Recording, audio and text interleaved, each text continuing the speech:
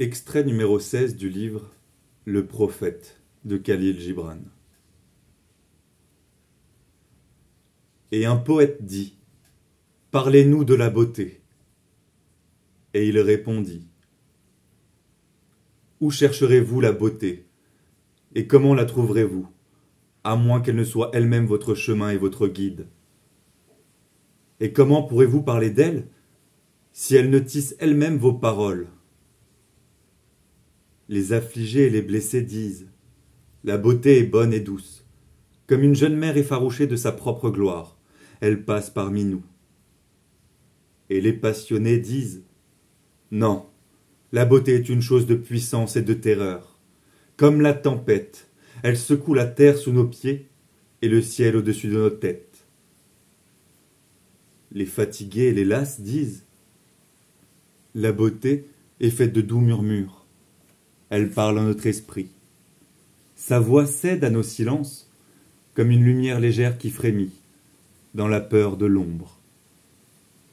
Mais les turbulents disent : Nous avons entendu ces cris parmi les montagnes, et avec ces cris vinrent des bruits de sabots, et des battements d'ailes, et des rugissements de lions.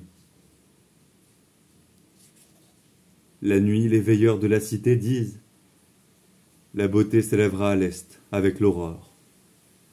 Et à midi, les travailleurs et les voyageurs disent : Nous l'avons vu se pencher sur la terre des fenêtres du couchant. En hiver, les enneigés disent : Elle viendra avec le printemps, bondissant sur les collines.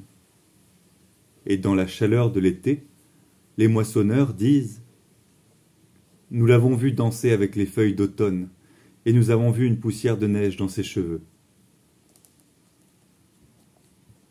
Toutes ces choses, vous les avez dites de la beauté. Mais en vérité, vous n'avez pas parlé d'elle, mais de désirs insatisfaits. Et la beauté n'est pas un désir, mais une extase. Elle n'est pas une bouche assoiffée, ni une main vide tendue, mais plutôt un cœur embrasé et une âme enchantée. Elle n'est pas l'image que vous voudriez voir, ni le chant que vous voudriez entendre, mais plutôt une image que vous voyez, bien que vous fermiez les yeux, et un chant que vous entendez, bien que vous bouchiez vos oreilles.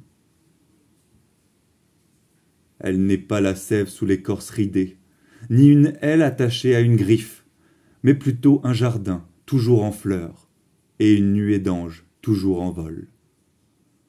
Peuple d'orphalaises, la beauté est la vie, lorsque la vie dévoile son saint visage.